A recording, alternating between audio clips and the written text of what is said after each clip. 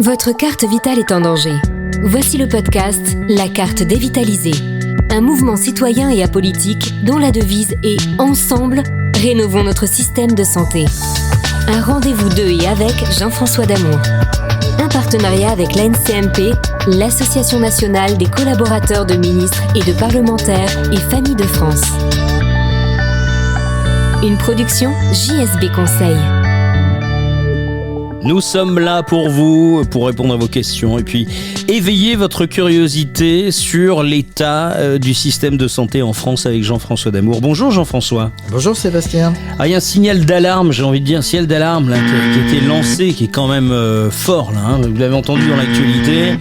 Là c'est du lourd, c'est Colline, elle a 29 ans, elle habite Antony, donc ça c'est clair. Elle est jeune en plus, parce qu'elle nous dit face aux problèmes révélés sur la gestion des pensionnaires d'EHPAD, quelle solution apporter pour favoriser le maintien à domicile de nos seniors?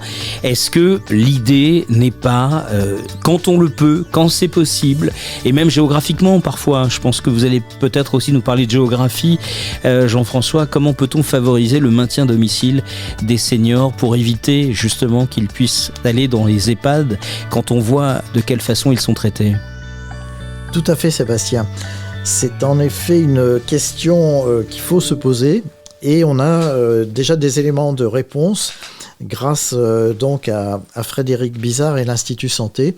Donc il y a un grand projet de refondation du système de santé et donc il a imaginé un grand nombre de solutions pour garder les patients au domicile.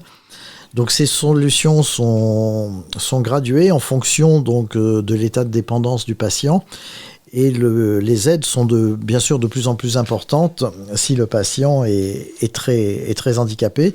Et donc le but c'est en effet d'éviter aux patients de rentrer en EHPAD, ce qui est beaucoup mieux sur le plan humain. Le patient donc reste entouré de sa famille, de ses proches, il reste dans un milieu familier qui est son domicile.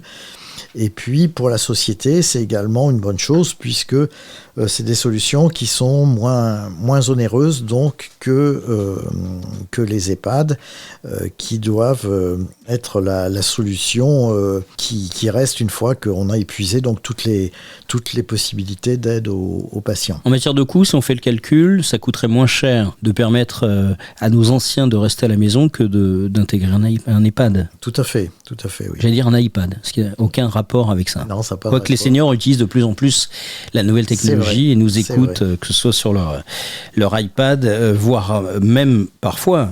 Mon cher Jean-François, je vous donne une petite information qui n'a rien à voir avec les seniors. On a une hausse des auditeurs qui nous écoutent à partir de leur montre.